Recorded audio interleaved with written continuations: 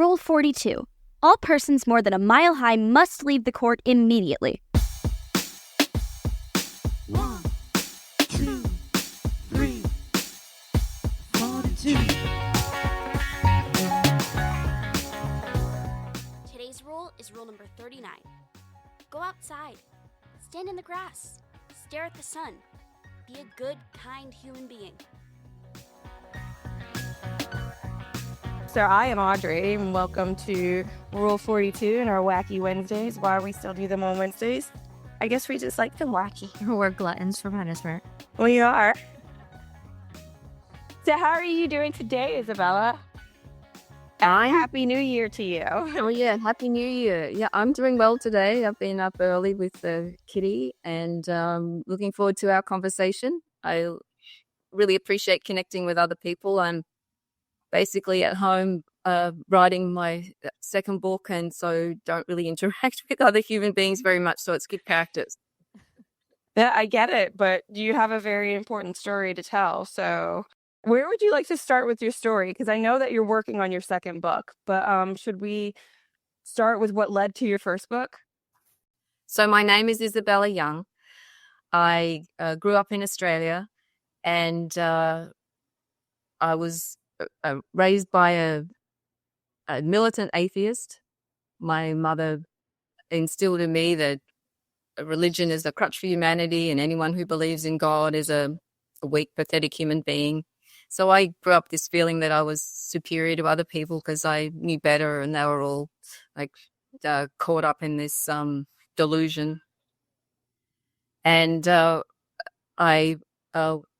I was about 20, I met a man who really changed my whole life. We went on a spiritual journey together, and he opened my eyes and my perceptions to the fact that there is much more to this life than what can be perceived through the five senses. And we started a life together on land, working towards self-sufficiency. And he was I only found out recently, this is what an incredible human being he was, and how humble he was. He'd served the most number of days in the Australian Army in the Vietnam War. Like, he did 4 tours. He was in a Green Beret, and like, he was a true warrior and a spiritual warrior. And I was 3 months pregnant with our second child when he passed away. He just suddenly gone to work. He was riding the wave of introducing outdoor adventure activities into the corporate world for team building and personal development. So his company was the first one in Australia 20 years ago, to introduce this type of training into the corporate world. And on the first day of his job with his new company, he was found dead in his car, and I get a knock on the door from the local cop and a neighbor to say that he passed away. And that was hell. That was hell on earth. All my dreams of a family and a self-sufficient life just disappeared, and I was lost. I just wanted to die and couldn't, because I had children to be responsible for. So I just went on a quest to try and find what felt like home, what I wanted to do with my life. And that led me, I traveled to India a couple of times, spent time with a couple of spiritual teachers there, and then worked with some people who had a spiritual training center outside of Melbourne. So we did some shamanic work. And through one of their retreats called Dying to Live, where we spent 5 days blindfolded in silence and only coming together in the temple space to prepare for our death, where we, wrote a eulogy, wrote a will, wrote letters of forgiveness and whatever to people in our lives, as if we were going to be leaving our bodies on the Friday. And on that Friday morning, we did a guided meditation. I had a massive out-of-body experience. Like, I don't know where I went, but it was far out of my body, and I received some instructions about where to go and what to do. So I ended up following them, and and it's easier to think, well, You followed the directions from where you received the messages, yeah, the instructions that they gave you. yeah, which was one of them was to go and start training with this particular individual who was presenting as a spiritual teacher. I hadn't met him, but I'd heard about him. So I was told to go and start training with him. So I contacted him, and he said to come and join him in New Zealand. It was in 2000. He was hosting a millennial event. So I went over there with my 2 children and met him. And then he said, why don't you come to what he was calling his ashram in California? So I went there, firstly without the kids, and then it was a very strange time, very confusing for me. That there was, I knew I was supposed to be there, but there was some things that were like I didn't really understand my relationship with him. In that there was this sort of attraction thing, not necessarily a sexual attraction thing, but more than just a guru-disciple relationship. And at the end of that time, we were in Sedona, and we went up to this we were with a group of people. It was a grand stellium event, and we were on the top of this rock tower. Sun was setting, and he said, after meditation, called me up and he said, cast your deepest desire into the setting sun, which has always been, since I healed my relationship with the higher power, was to serve God. And then when I turned around, he was down on one knee, and he handed me this little card that said, there's something I want to share with you. And I opened it up and said, it's called The Rest of My Life. So we got married, and went back to Australia, got my children, and then we started living as a family in this, what he was calling his ashram. So just to cut a long story short, where I thought I was entering into a relationship with my guru and living in an ashram, I was actually entering into a cult with a predator, a mind predator, and a very dangerous man. And I didn't realize. I didn't really realize that for a number of years. And that wasn't until, I'm just going to cut forward a whole lot, until he had my son murdered, because my son was going to expose him as a pedophile and a groomer and a con man. And then when that happened, that snapped me out of the mindset I was in, the cult programming, because I believed that I was there for my spiritual growth and training, and that whatever I needed to learn, I would have to learn it anywhere. So he would tell me we've been journeying thousands of lifetimes to get to this point. So figure it out now, rather than taking, the issues along with me. So I was caught up like that. And he also threatened that if I left, I would be turning my back on God and myself. Can I just back up a second, Isabella? So his name came to you in a vision or in a meditation? I'd heard of his name through, I was part of a meditation group in Melbourne, and at this point in time, he was masquerading as what's called a trance channel. That means it was all an act, he was a trained actor. So he would pretend that he had like Mother Mary coming through him, or Buddha or Jesus or whatever, and then he would give a speech or whatever, and hand out knowledge and spiritual truths and stuff like that. So I'd heard of him, but I'd never met him. Okay, but do you feel like you were easy prey at that point because you had just had this horrible loss? This narcissistic guy fills this hole. He pumps you up. What is that? Something that you feel happened to you? Like, did the place you were at in, I forget if you said you were in Sedona, wherever you were, where they steer you to this guy? Oh, I was a fluffy bunny for the wolf. I was a prime target. I was vulnerable. I was wounded. I was seeking. I was needy. And most of all, because I'd been raised by a narcissistic alcoholic mother, I had a self-love deficit disorder. I didn't love myself. So I was looking for approval outside myself.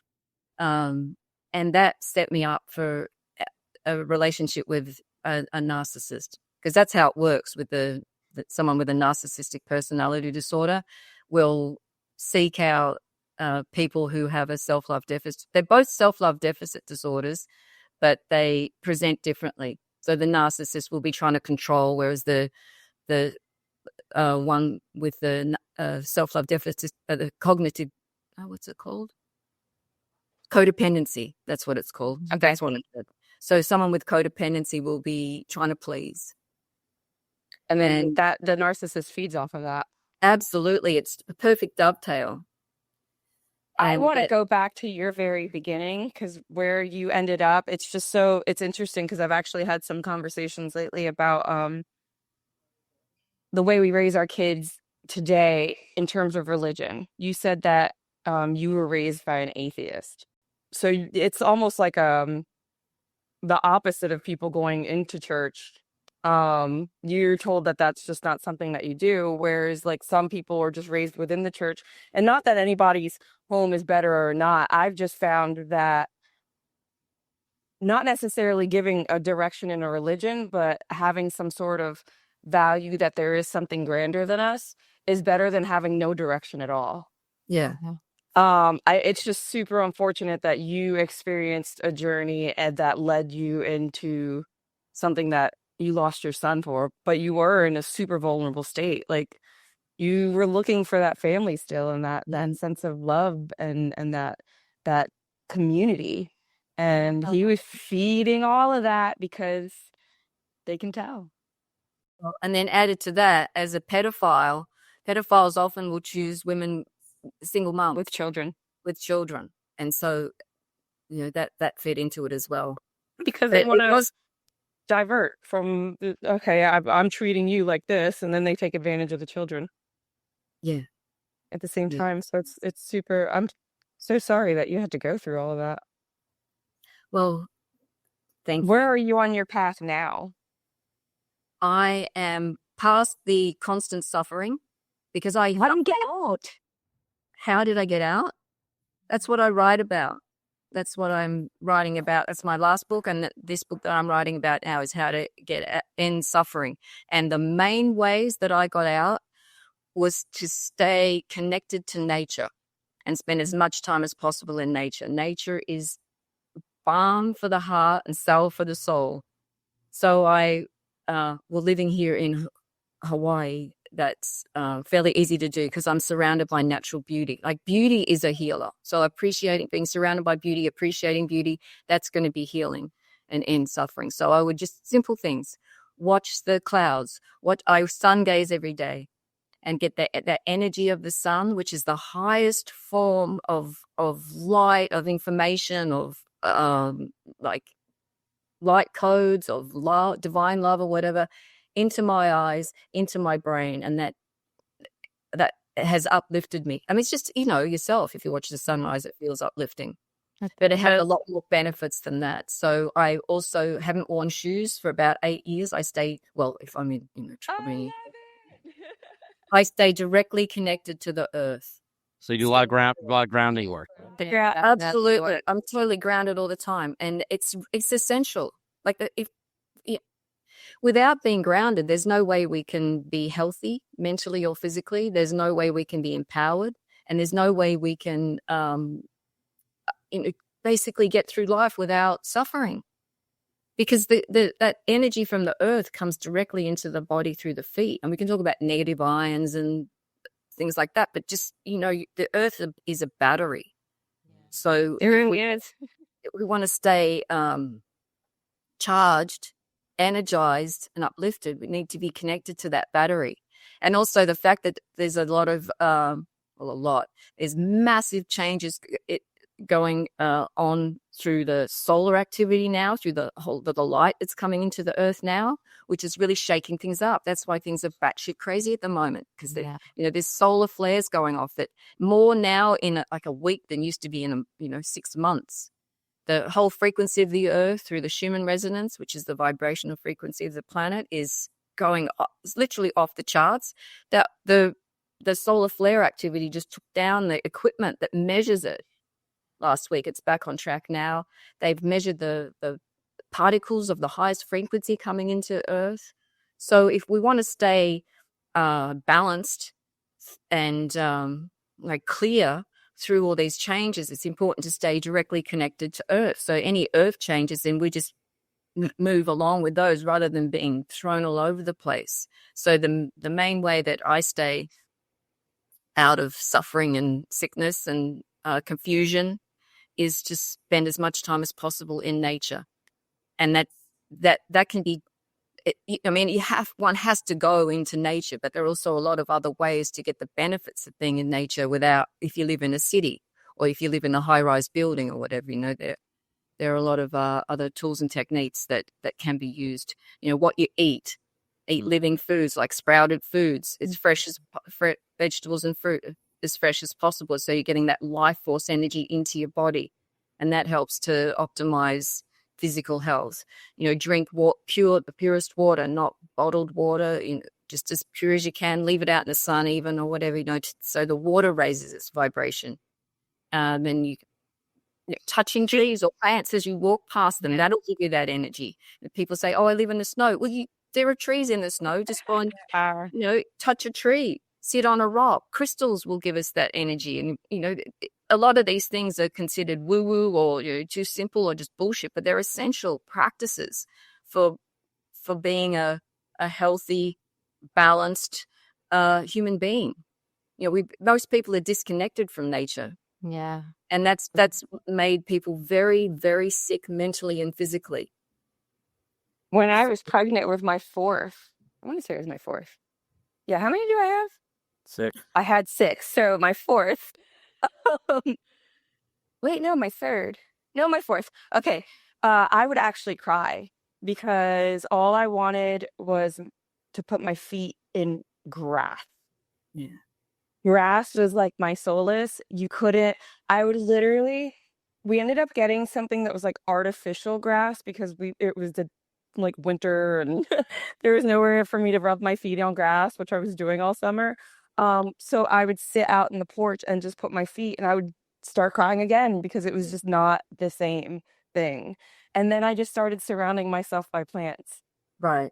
Yeah. Yeah. I mean, not that I can keep them all alive, but I try. So do I. I've got a bit of a black thumb, but Oh, me too. I like to touch them and talk to them. I love plants. I actually inherited all my mom's plants when she passed, and I'm slowly killing some of them, but I'm trying to keep as many alive as I can, but it's hard.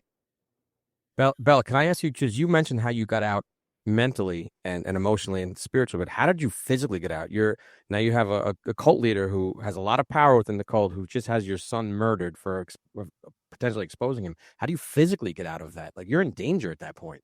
yeah, I was. Well, he really had me like so mind fucked. In a number of different ways. Like like I said, he told me that if I left him, I would be basically turning my back on my dharma, my life purpose. But he also, on a more practical level, I had his child, and he wasn't going to let me leave with the child. So I was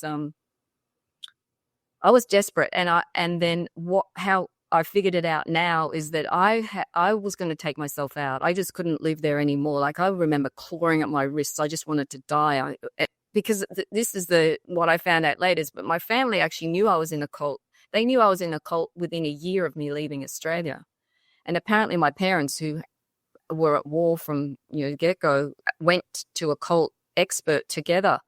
And I don't know what he said. I think he said wait till the kids were 18 or something like that. So they never even said anything to me.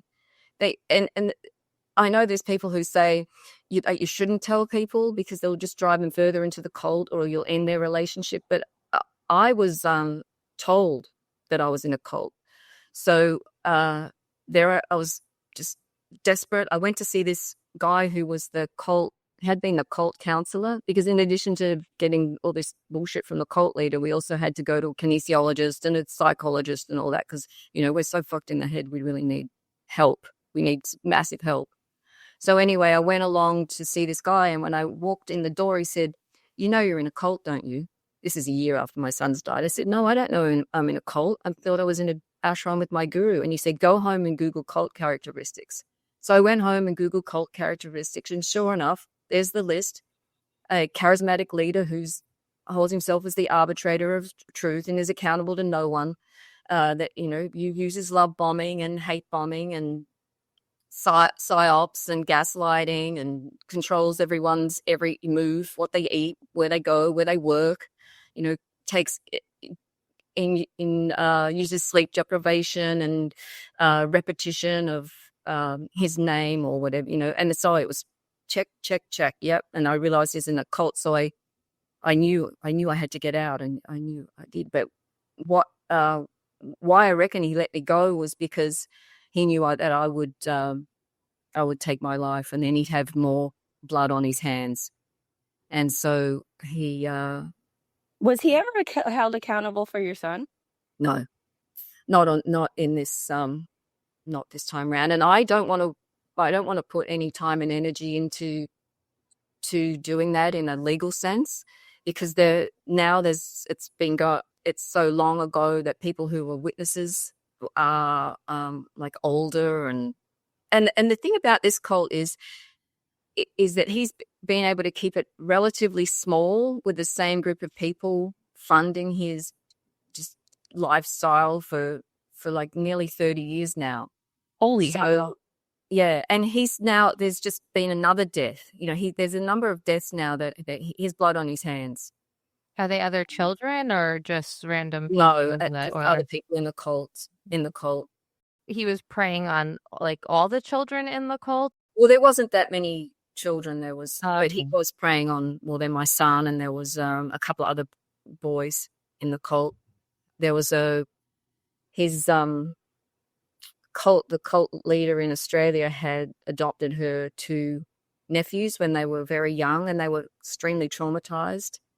And they were it's such a tragic story. They were so abused by him sexually and by everyone else sort of emotionally. They were told that they were gay from about age. This is the whole thing with him, it's about, he convinces all the men they're gay, and these boys were told they were gay from, about age 9, and as much as they denied it, they were punished, and they were really seriously abused, and that really hasn't ended well for those two. So he did prey on just the small group of young boys, and probably I would say their friends who were around too, because, the other kids would come over. But mainly it was for him, it was the men in the cult.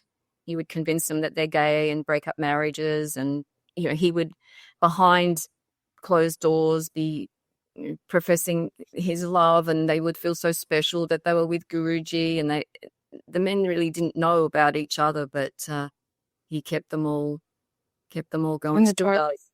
Yeah, very dark, very demonic. I'm so happy you were able to get away from that, though. No.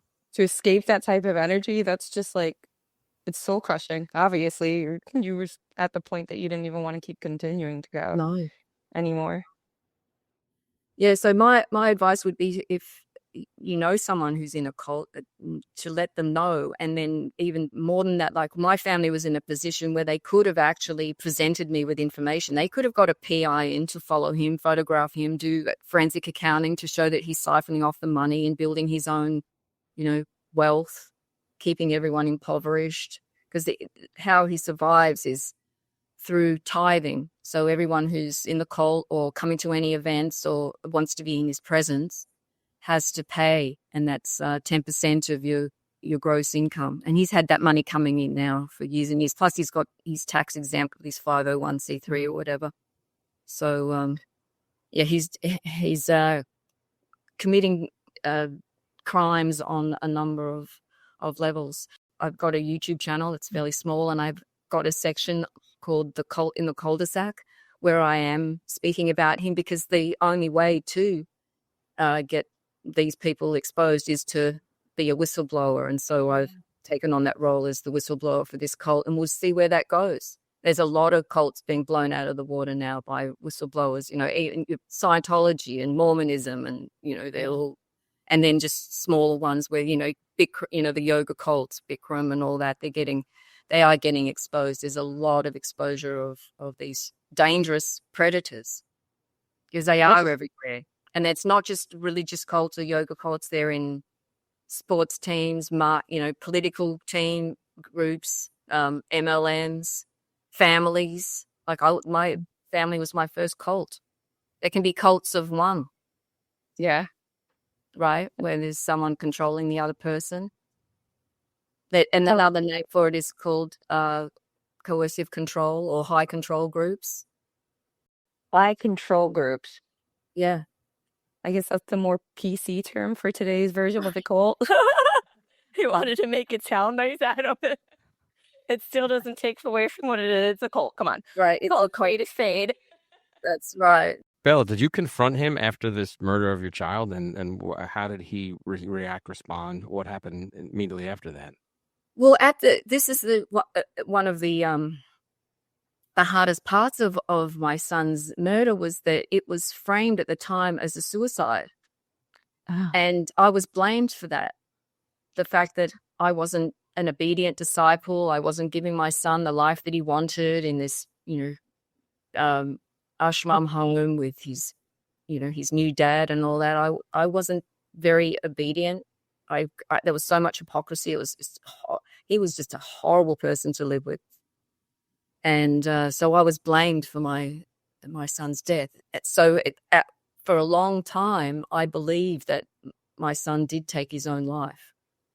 And it wasn't until people started telling the truth of what they knew, and I was doing my own research and started putting two and two together, that I realized that it wasn't actually a suicide, it was a murder. So you were out by the time you found out yeah, he was murdered. Okay. mm-hmm, yeah. So you thought that it was a suicide that whole time. Yeah. And you blamed yourself because everyone blamed you. I myself, because I was the one who chose to enter the cult. I could have left, like people say, why didn't you leave? I could have left any day. I could have gone back to Australia, and There's so many coulda, shoulda, wouldas. It's like you never know. You could have also been in a completely different situation if you hadn't have gone there. Something else might have happened. It might have just been the route that your lives were headed towards anyway. I had a friend that moved from the Bronx after losing a son to gang violence, out into the middle of nowhere in like PA, and a year later lost her other son up there. So sometimes it doesn't matter what we change on our path. It doesn't really change anybody else's. Their path is their path. It's where we go with it when we continue on, because unfortunately everyone around us, including us, will all go back to where we came from. But the people continue, and they keep going, and they have to. You can't just end because someone else does. I think a lot of people start to do that because they have people blaming them for whatever's occurred, and then they start believing it, and they stay stuck in that mentality, and they don't get strong enough to move on from that. So you are definitely very strong. And I don't know if you realize that, because that takes a lot of strength to be able to move on like that and forward. see that through. Even just losing your husband is a hard thing to go through, and The love of your being life. pregnant and your partner. I know that was something very hard for me that I had to deal with, and it kind of, your life stops right there, and you don't know where you're going to go. Is it, are you going to go one way and go into depression and want to hurt yourself, or do you go as to, okay, now I need to be mom and dad to my kids and take on that role and take it as a positive and make it push you to be the best you can be. So it's hard. It is hard. And I think the hardest thing was realizing that taking full responsibility for everything that happened, not blaming myself, but knowing that I, as a spiritual being who's here on an evolutionary path to learn and grow, Yeah. that I chose and created everything that happened. Yeah. This And was as your life my lesson to son learn. and that was really hard, because I really went into a cult and my son got murdered. But I have to accept responsibility for that. And I do.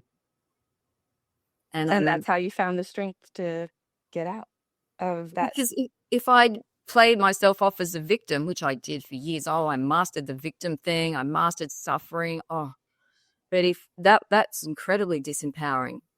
But do you know how strong you have to be to even get out of that? It is really to take it accountable and responsible and authentic and truthful. I've literally wanted to smack people because they're sitting there and all they do is victimize themselves. And it's like, well, you're not doing anything for yourself, though. Like, you're basically letting everything that happened control who you are now when you choose who you are now. You make the choice to either allow what has happened to you define you, or you move on from it and figure out how to continue to live your life, whatever that life may be. But a lot of people don't find the strength to be able to do that. Dude, you are so much stronger than you realize. I hope that you know that. I get like the spirituality and the like, it is so important to feel like a part of everything that's around you because we are a part of all of it. People feed off of your energy. I literally went to take pictures with Santa Claus and I have a million kids, but I had one and then the rest of them joined and the Santa Claus was super cool about it.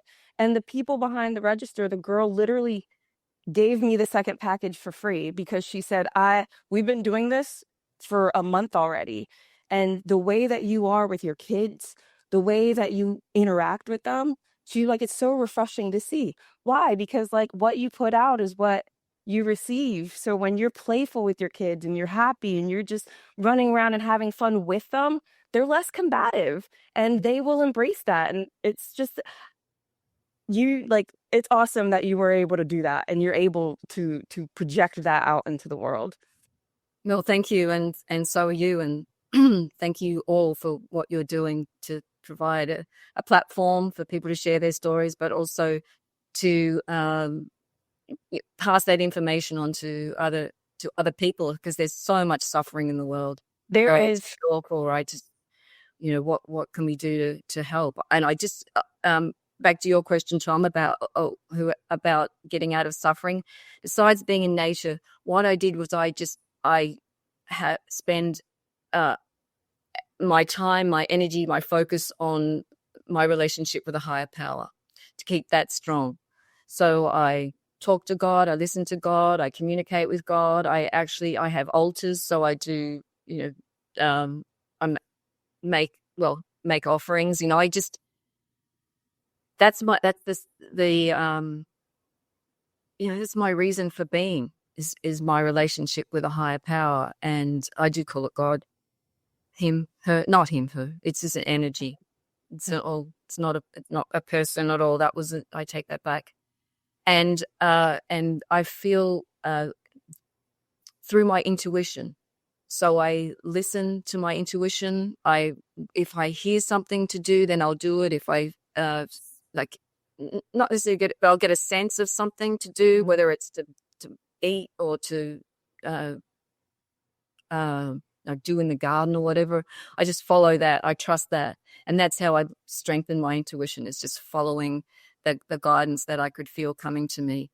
It's back in the day when I would hear voices, and at first that was pretty strange, like go here, go there, or whatever, and I had to do a question myself about what was going on, but then trusted that what I was hearing, feeling, sensing was really from my highest and best, and that's true. Even if it doesn't feel right, look right to anyone else, I have to trust that I'm getting that the guidance that I need, and I can feel that now was the best thing for me to do. And the same with the books that I'm writing. Like I get a lot of information. It just like pops into my head, I suppose you could call it that. But about what videos to watch, what other books to read, what sections I need to put in the book, and just to trust that, keep trusting, and it's working out really well. You figured out how to work with it. Yeah, I just listen. Yeah. I listen, I trust, and I follow. You follow the paths that are led in front of you, definitely. Yeah, I follow what guidance I need to take, and that might be just the next step. Might be just go do the laundry or take the trash out or whatever, but just do I it. do the laundry and it stays in the washer, so I'm not allowed to do it. My inner voice does not tell me go back and put it in the dryer. It reminds me 3 days later that I was washing clothes. Wash it again. Wash it again. Wash it again. That's right. Yeah. I just want to add that while I'm not suffering anymore, it's not that I don't feel, I don't cry, I don't get angry, because I do experience those emotions. I think You're human. We're all I'm human. still human, Yeah. but I'm not every day wishing that I was off planet or, disembodied or full of hatred and vengeance and anger. That's it. I feel like a lot of that inner turmoil that people experience, it's that inner hatred, it's that anger, and they're just not addressing it. They're ignoring it. So it draws them into this depression. Like I said that you've learned to work with it. I feel like a lot of people will experience things and then they start to say, like, if there really was a higher being, then I wouldn't be going through what I'm going through right now. But That's blame, right? That's playing. that's blame. That's victimizing. But my advice or direction that I've told people is sometimes you will be told very gently in the beginning what direction to take. Then you will be pushed a little harder in the direction that you're supposed to take. And when you continue to ignore these subtle guides, then it becomes, okay, well, how are you going to listen to me? Your whole world falls apart. Then all of a sudden you're making changes, and they're the same changes that those little signs were telling you to make. But because you couldn't read the little signs, they became bigger, and they became so big that you couldn't ignore them anymore. Right. So a lot of it's being able to work with the direction that you're supposed to be taking as opposed to the direction you want to be taking, because sometimes they don't always line up, and you just end up putting yourself in a position that's even worse. Yeah. But that doesn't go to say that we're not allowed to be sad, or we're not allowed to say, this is fucked up that this happened. It's fucked up that it happened, and we get those days, but you just don't live in it. It happened. It's no longer happening. I feel like you have to be in the sadness sometimes. Like you have to, I feel like sometimes it's healing. But It is. sometimes like you need to just sit there, and if you got to cry for a little while, cry for a little while. You got to let it out, because I feel like once you hold that stuff in, even the anger. Crying's a good emotion. Yeah, I feel like you need that. Yeah, you need that. But even anger too. Sometimes, when you are angry, be angry. It's okay. Absolutely. Yeah. Hey, punch something, hit something, yell. Like it's all right. It'll blow over. As long as you're not hurting anyone. Yeah, well, don't punch anyone. What I write about are all the medicines that we can use to. The natural. Oh yeah, and that includes crying. Yeah. Crying is healing. It's really important to cry, because you know yourself how much lighter and better you feel after a good cry. And the same with anger. That needs to be released, because emotion is energy in motion. And if we're not experiencing the emotions as they arise, I mean, sometimes it's not appropriate to be, full-blown fit of rage, but know that has to be expressed at some point. So I get a towel and or a pillow and bury my head in that and scream my guts out and thrash, have a good old tantrum, or else be in my car and yell and scream and say what I want, with the windows up, no one else is there. Bash a cardboard box with a baseball bat. There are so many ways to express anger in a healthy way that doesn't hurt or harm anyone, because that's what I did that one day when my 5-year-old was home. The screaming. I just start it was a few days of stuff that I was just holding in, and I was just literally standing in the middle of the living room, and I just screamed. And then he comes running down the stairs, looks at me, and goes, "You okay?" And I'm like, "Yeah, I'm fine." He goes, What'd you do that for?" And I'm like, "Sometimes you just need to scream." He goes, "Yeah, I get it," and left. Right. Yeah. He doesn't realize that that's what he's doing, but he will just suddenly be like, "Ah." And then you're like, "Whoa," and he's like, "I'm fine."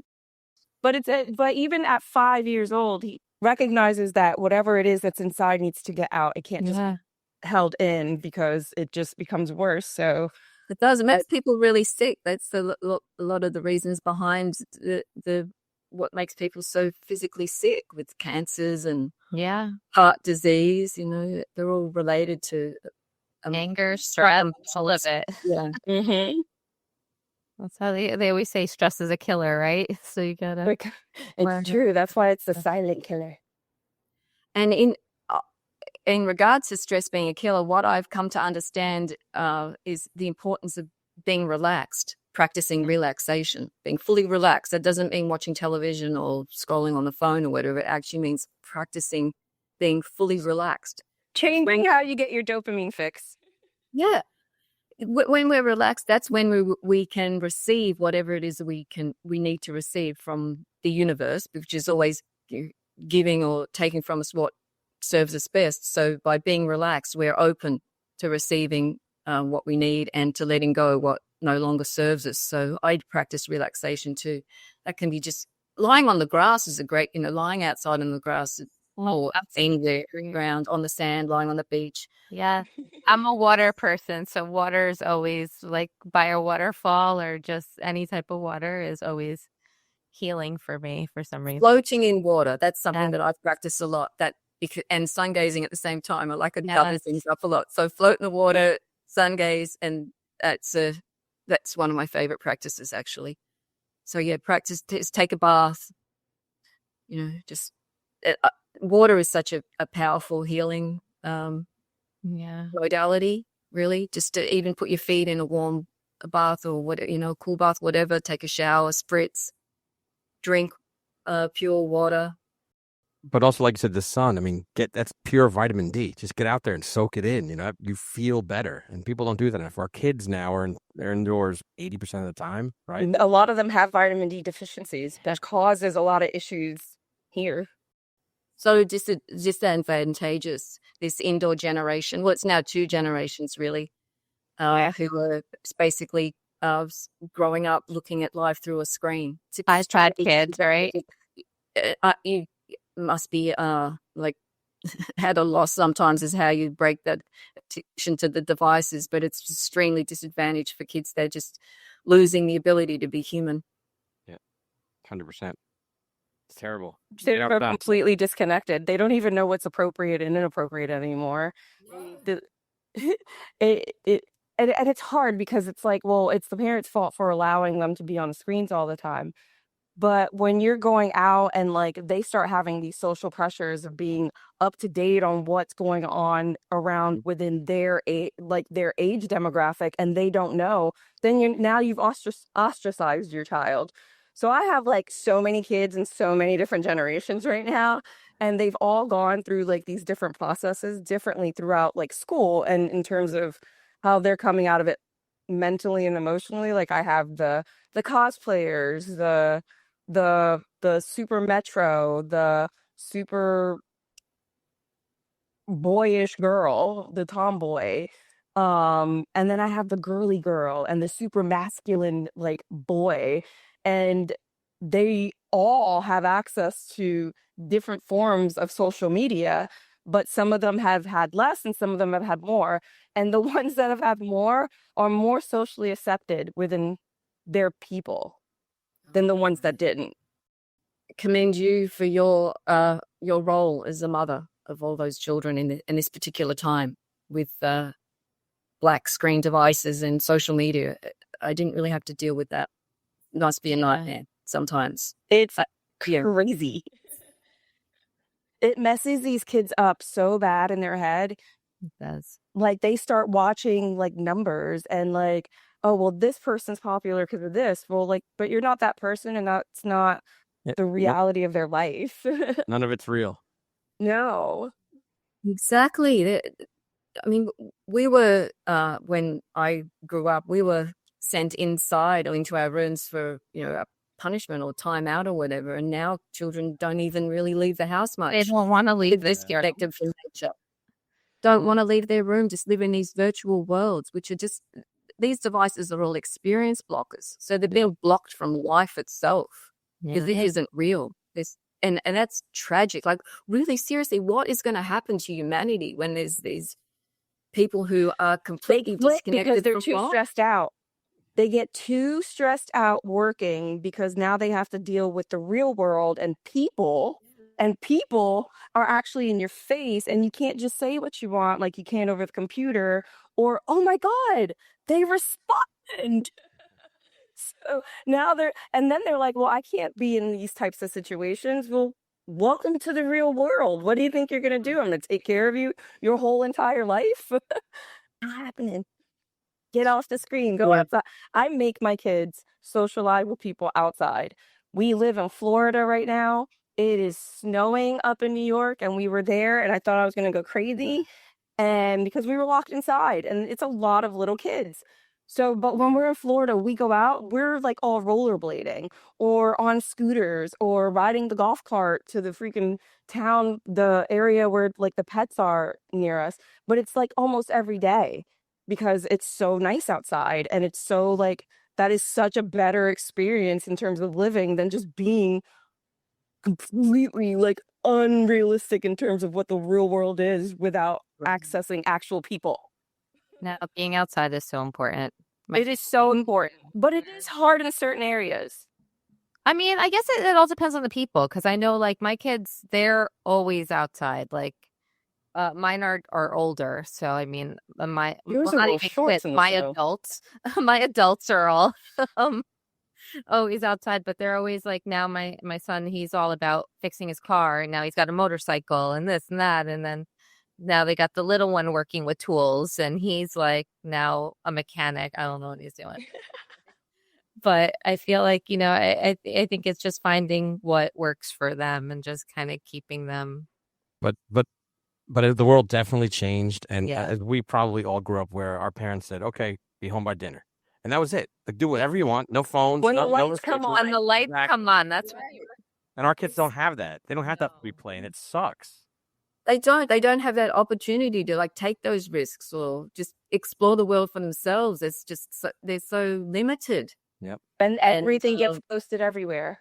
If you talk to my daughter, like her and her friends do nothing. But then my son, him and his friends are like, hey, where are we going? Now my son just got waders so that he can wade in rivers. Cool. Because I don't know why, but him and his friends are always, every day is some sort of adventure, and every day there's some new kid sleeping on my couch. You have other children other than your son though, right? Yeah, I do. How are they? They both have serious mental health problems. Unfortunately, this is the thing. What I've come to understand is Yeah. if you're in a relationship with a narcissist, as I was, then I have codependency issues. I talked about that. I've got like a self-love, and children from a relationship with a narcissist and a codependent will either become narcissistic or become codependent. It just happens like that. And unfortunately, both my daughters ended up with narcissistic personality disorders. So they've chosen to live their lives without me in it. And that's Okay. another level of excruciating pain. But I, over time, have come to appreciate that, because I've seen that happen with other people in my life when their older children have mental health problems, mental health challenges. It makes it so difficult for them ongoingly, but because they're not in my lives, I don't have that in my face every day. I don't have to deal with their hatred and they blame me for what happened, and I'm not expecting them to come back, because what they've done is, I'm not a victim again, but it's been very cruel, because as a mother, you would know, or even a father, or even just a human being, it's really important to have someone to love, especially to have the mother, have that love come through you, that that you give to your children. But when that gets taken away, like if your children died or abandon you, then there's no flow of that natural loving energy. So I suppose that's why I got a cat. He's climbing in a tree at the moment. I have good friends and neighbors, and like I said, spend a lot of time in nature. So it's been I never would have ever imagined that I would end up with no children. And I know a lot of people immediately go to the, oh, you must have been a shit parent. Yeah, I probably was. Obviously, I was really, I was pretty fucked in the head. So yeah, I was, but I did put my heart and soul into being a mother. I had natural You child do birth, the best that you could with no what you Jack, had. Lotus birth, the whole at Waldorf schools, even trained as a Waldorf teacher, really put my heart and soul into being a mother, and it's turned out like this. And I have to trust again that this is for our highest and best. And I'm not holding my breath for them coming back. They'll need to do their own work, because I just, I don't want to be treated the way I was being treated. And yeah. I was always told that sometimes in order to change the energy that is happening within you, you have to change the energy that's around you. And that can include people that you love. And that can absolutely include your children. And it's unfortunate because you never it's look a at it. tough lesson. I agree. That yeah. And the universe will take people out of our lives that aren't best for us, and that can be children. Yeah. Absolutely. And it can, Yeah. sometimes it's the parent. Sometimes it's, not being a part of their life that's the best for them, Or who knows, sometimes you go through what you need to go through, you kind of learn the lesson that you need to learn, and then eventually you can come back together and form a new relationship. you don't know what tomorrow brings. Yeah, That's you why it's don't. awesome. And I really, I pray for their happiness. I hope that their decisions are working for them, that they really are living a better life without That me. they're I really fighting. do. I hope that. Yeah. Yeah. Now, do they know their brother was murdered? Or do they still think it was a suicide? Do you know?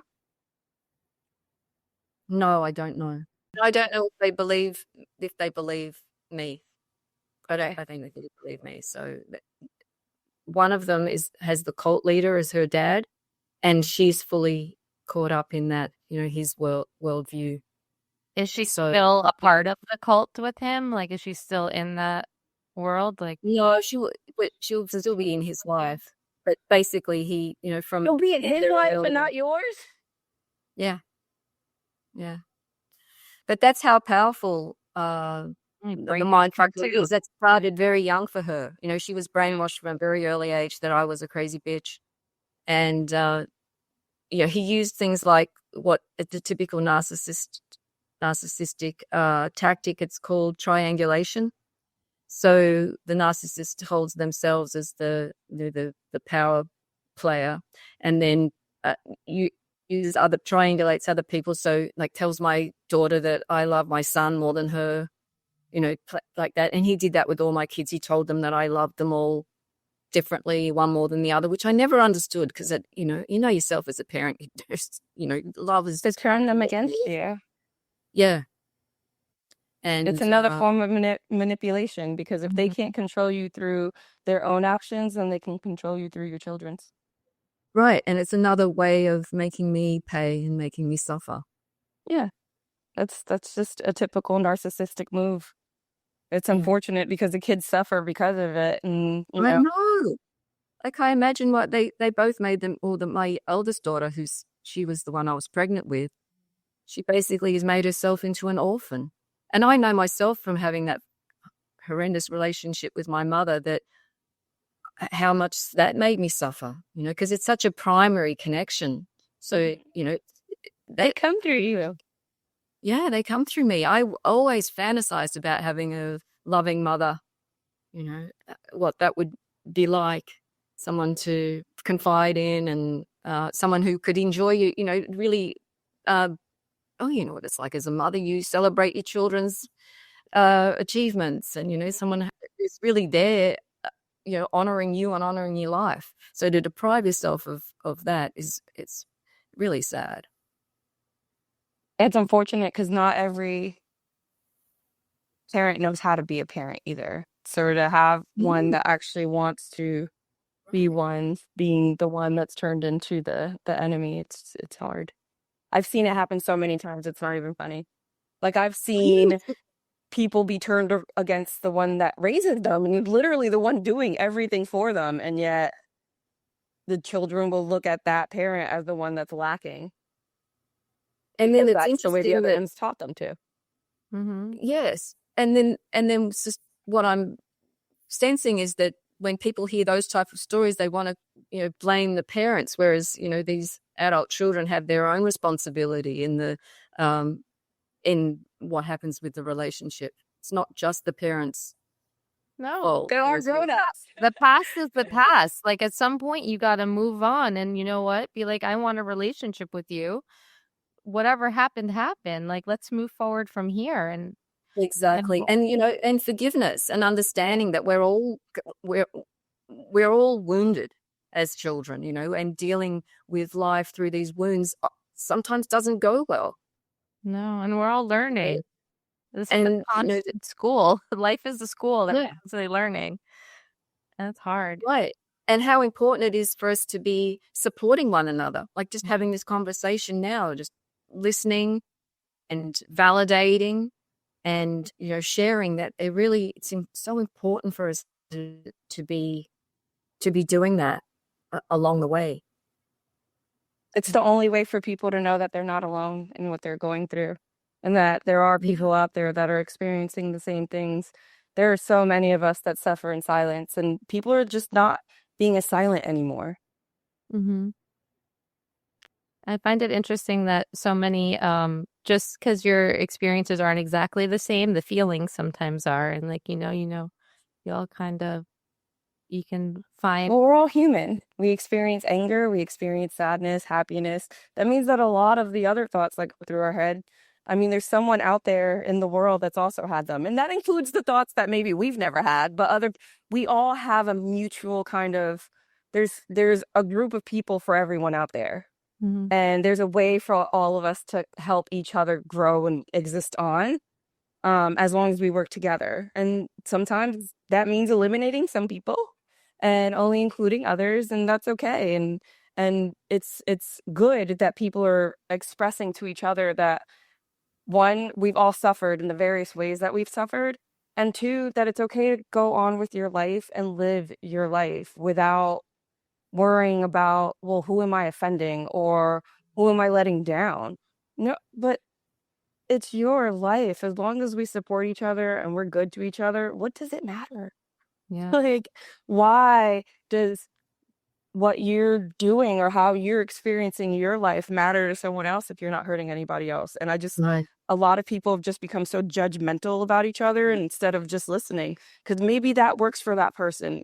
Just because it doesn't work for you doesn't mean it doesn't work for someone else, but that's how they have found their place in life. And you found your place through various different paths in your life, going through a lot of different journeys.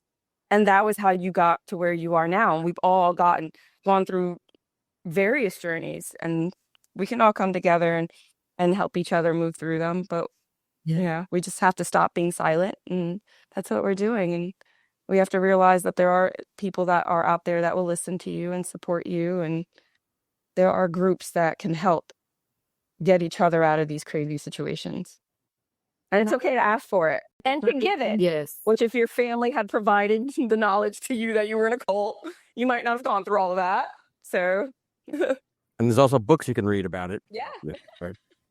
As a matter of fact, Isabella Young wrote one and is on the verge of writing her second one. And where can we find your Yeah. It will be available on Amazon. Okay. And it's called New Human of New Earth. I've come to understand that, we're on this evolutionary path as individuals and as a collective, and we're actually in this crucible now.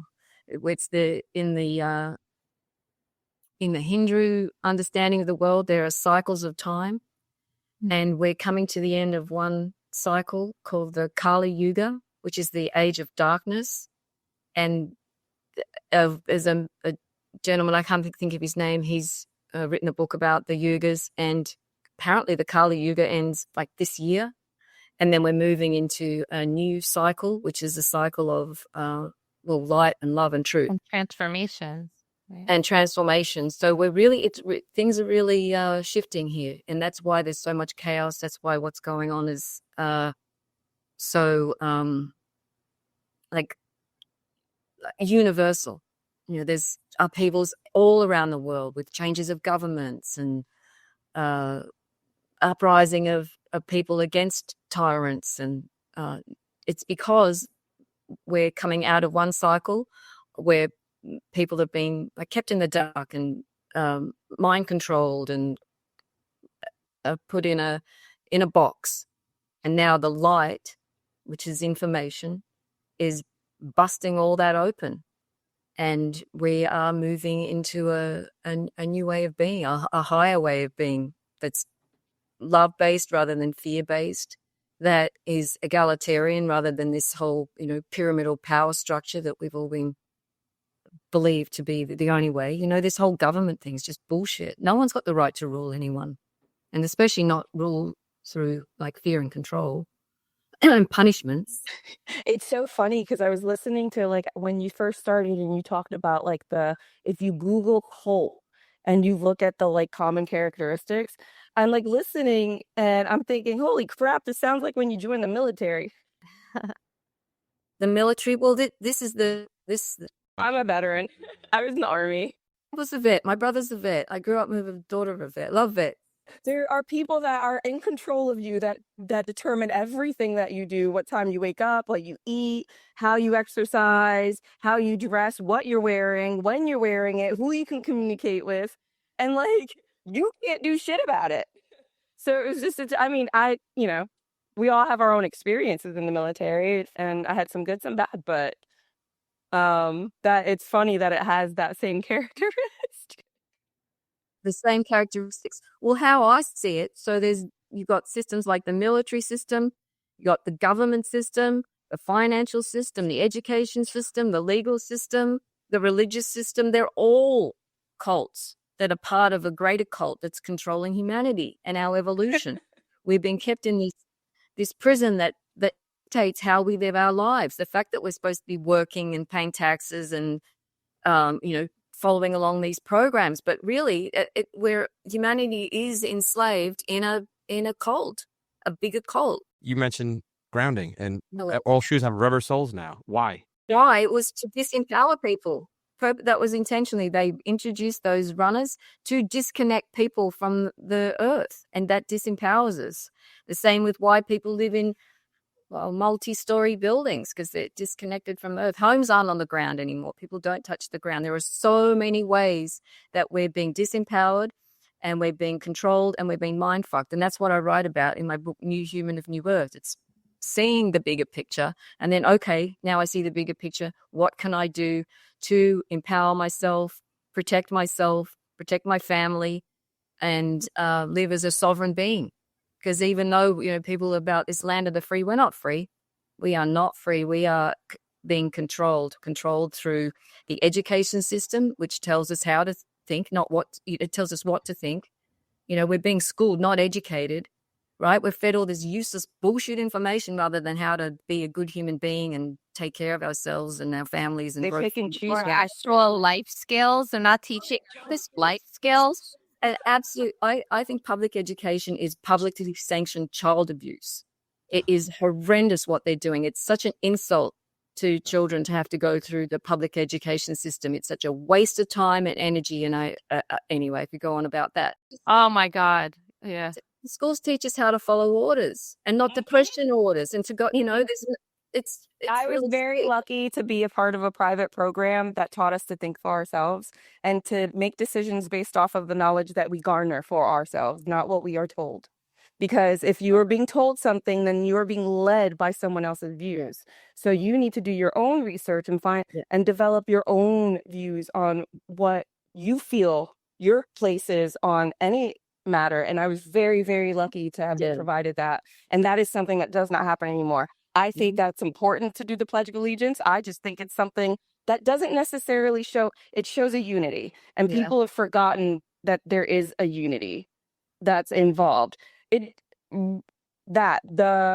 fact that they took the Bible out of public school, again, people can have whatever opinion they have about religion. I just think it's important to show children that there's morals and that there is something beyond themselves, because now they just think it's just well, it's me. Well, it's just about how this affects me.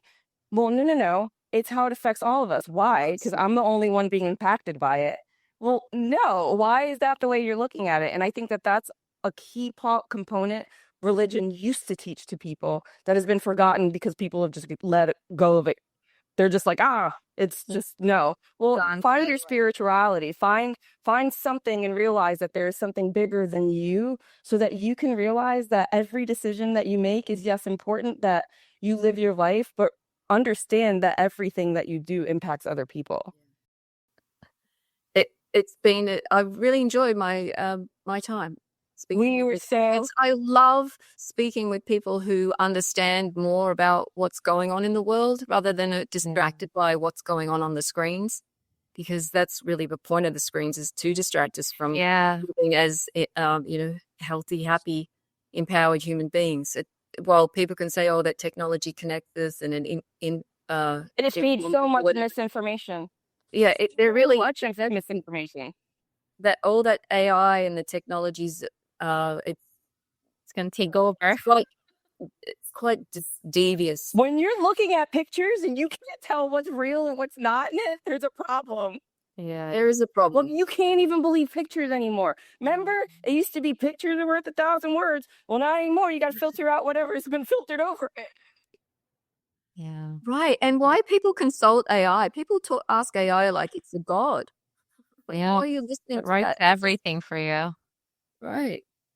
And just by getting that, handing over our, because we're divine creative beings, that's our power. So to hand that over to some, artificial technology is really sick, and really disempowering. But I am optimistic about where we're going, even though it looks like shit at the moment and there's so many fucked up things going on. I'm optimistic about where we're headed because of the amount of We've done it before. Well, I think a lot of people are opening their eyes now and kind of realizing, like, you know what, we need to make a change and we need to kind of figure out where are we going as a whole? What are we I doing? think we've How been trying to do better? that since the Tide Pod generation. Oh, well, Since not the- why yet. The Tide are the ones that were eating Tide Pods. We've been trying to figure out how to redirect where their minds were going because the kids started eating Tide Pods. I haven't heard of that. That's Oh my, yeah, it was like a whole big thing where they had to like make special locks for the containers because kids were eating them. Stop. I- That's I- terrible. I didn't know about It's just like, what kind of world? I guess when you can't chew on lead paint anymore, you go to Tide Pods. I don't know. But thank you so much for being a part of our show. How we got to Tide Pods, I'm so sorry. That's how my mind works.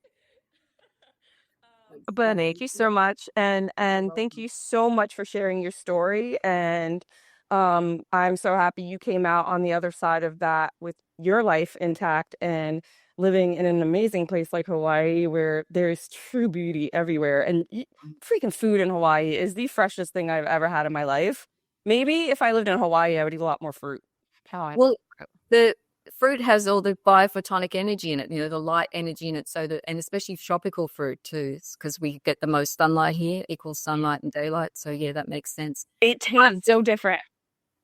Yeah, it does. And I'm grateful for the opportunity to share my experiences, and hopefully some of the information that's in my book and that I've shared today will help others like suffer less.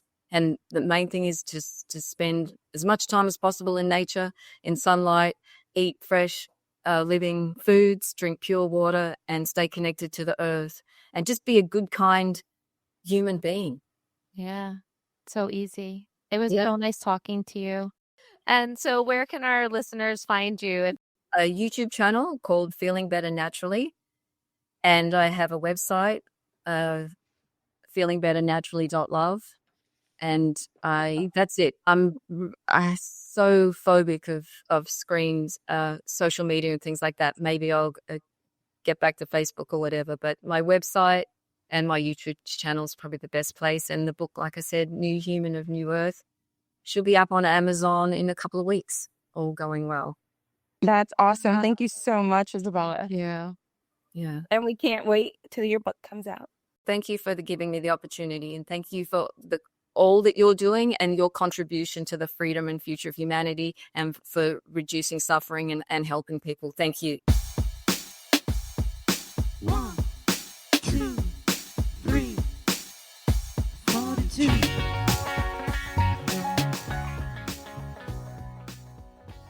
All right. Despite all the chaos, it worked out well. It did. I liked her.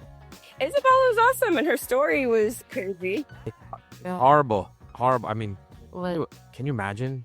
I don't even want to imagine living. And Jen, I know you lost your husband when your kids were young, but could you imagine being pregnant on top of that? Like, just Yeah, no, Kylie was one, and that was hard. I did think I was pregnant when John passed away because we were trying for baby number 3. I just, I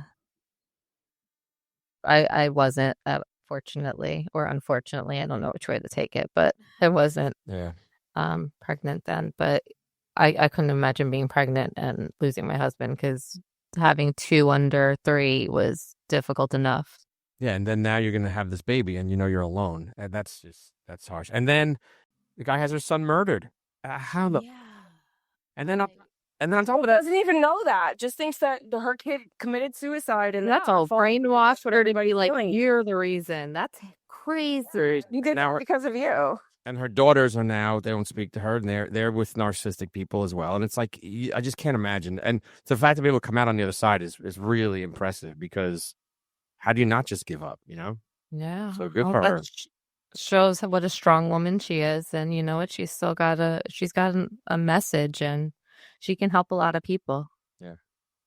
Definitely getting out of something like that, and especially finding that healing. Yeah. She's amazing. But it goes into also what we keep on talking about, and it keeps on becoming a recurring theme, like the way that our minds work, and like how what we are told, regardless of what the truth is, if you are told it enough, then you believe it. Yeah. And that self-aware,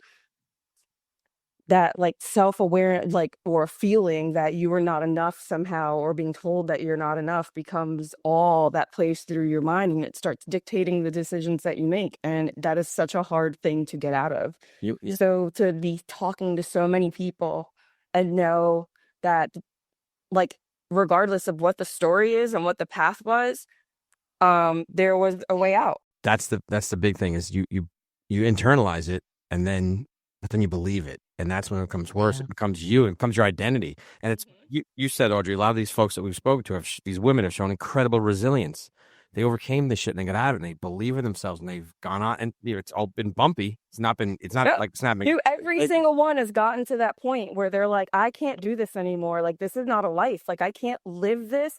And like, some people don't get past that and just end their life. I have had friends that have committed suicide, and it's really sad.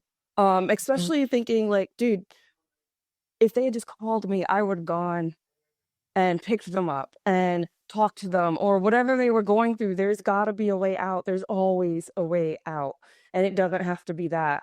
And I know that that's easy to say when you're not in the throes of that kind of suicidal ideology, but there is always someone out there. No, but you can reach out to. You make a fantastic point, because when they speak to people who've attempted it and then who it was unsuccessful, they say knowing someone was there would have made all the difference. And it's what you said. And hopefully what we're doing, people can hear these stories and say, okay, you know what? This isn't so bad for me. I can overcome this. I can do this. And hopefully that's the message we're putting forth to the world, and she was incredible. And it was awesome. I'm glad she shared that with us. There's always one that I have. I tend to disconnect a little bit when people start talking about losing kids, because just the idea of that, like, breaks me so much inside that I can't even. She didn't just lose her kids emotionally. She lost, like, or physically. She lost them emotionally, but like, she lost all of her children. Yep. Yeah. And has been blamed for the loss of all 3. Yep. And dude, that is something fucking ridiculously painful, especially to be so spiritual and to like be so connected with the world and the energy around you, and to know that this energy that like came out of you blamed you for and it has so much hatred for you. Like that's so like that eats at your soul. Brainwashed, to think They that were, like that. but it's not. And eventually the truth always comes out. And I was just having this conversation a couple of days ago, like the truth will always come out about like stuff, and the kids will come back or not, or they'll come back. I mean, my boys were gone for a while and they came back. That's the hope. But to Audrey's point, it hurts. Yeah. Oh, of course. It hurts. It hurts a lot. But And it's also bring your pets to show day today, apparently, because we've had a lot of influx of pets. Which one is that? know. This is Destiny. She won't leave me alone, so now I'm parading her around. So Audrey's got hers. Jen's cats were fighting behind this. Oh my God. Yeah. And Bella had her cat scratching her face with her tail. I think mine had been. It was climbing into the tree too. When that happened and I saw the tail going like this, I was like, oh, look at that cat showing off with its tail. Because mine lost its tail. That's right. Oh, he just got eaten by a raccoon, right? Or something? It got, something grabbed it and broke the tail, so they had to amputate it or it died. Oh, now that one's over here too. But that was awesome today. I'm sorry. Everything was so screwy. I don't know what the hell. Listen, It's just part of Wednesday. Yeah, and I'll take that out. Our audience won't even know. They'll just listen to a regular show. It's all good. Rule 42. There you have it. 1, 2, 3, 42. Rule 42 is hosted by Audrey Cruz and Jen Burke. It is produced and edited by Tom Smith. The opening song is Rule 42 by Eddie Carr. Rule 42's artwork was created by Aubrey Cruz. And I'm your announcer, Molly Smith. Thank you for listening to Rule 42. We hope you enjoyed the show. New episodes premiere every Thursday on all podcast platforms. Please subscribe, share the show, and leave us a 5-star review on Apple.